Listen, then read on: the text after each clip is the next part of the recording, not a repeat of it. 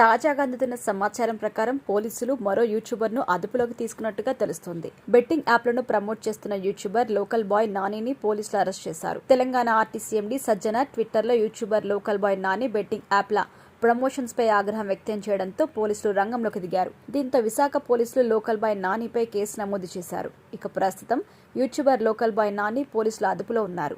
అసలేం జరిగింది అంటే, బెట్టింగ్ యాప్స్ ను ప్రమోట్ చేస్తున్న నేపథ్యంలో ప్రముఖ YouTuber, social media influencer local boy నానిపై TGS RTC MD Sajjanar fire అయ్యారు.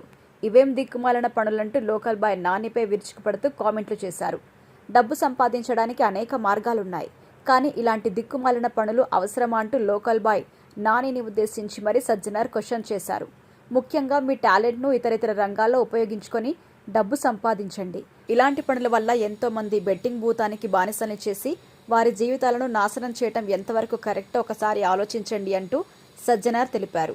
అంతేకాదు సమాజ శ్రేయస్సు కోసం ఈ ప్రమోషన్స్ ఆపండి అంటూ కూడా అన్నారు సజ్జనార్. సజ్జనార్ మాటలకు YouTuber, influencer, fisherman local boy Nani దిగొచ్చారు. సజ్జనార్కి సారీ చెప్పారు. సారీ సార్, తప్పైంది, ఇంకెప్పుడు ఇలాంటివి చెయ్యను అంటూ దండం పెట్టి మరీ తన తప్పును ఒప్పుకున్నాడు లోకల్ బాయ్ నాని. ఈ మేరకు ఒక వీడియోను కూడా రిలీజ్ చేశారు.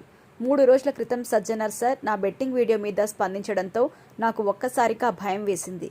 అయితే నేను బెట్టింగ్ ఆడిన వీడియో అది పాతది, ఎప్పుడో నేను బెట్టింగ్ ఆపేశాను. వీడియో పాతదైనా కొత్తదైనా నేను చేసింది తప్పే, కాబట్టి ఆ తప్పును నేను నిజాయితీగా ఒప్పుకుంటున్నాను. వాస్తవానికి నేను చదువుకోలేదు, కానీ చాలామంది చదువుకున్న వారే ఈ బెట్టింగ్ యాప్స్ని ప్రమోట్ చేశారు.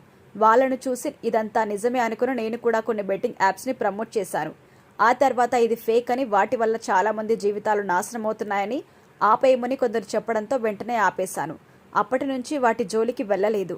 చదువుకున్న వారు ఇలాంటివి చేయడం వల్ల చదువుకొని నాలాంటి వాళ్ళు అది నిజమే అనుకుని చేస్తున్నారు. దయచేసి నాతో పాటు ప్రతి ఒక్కరూ మారాలని కోరుకుంటున్నాను అంటూ నాని తెలిపారు.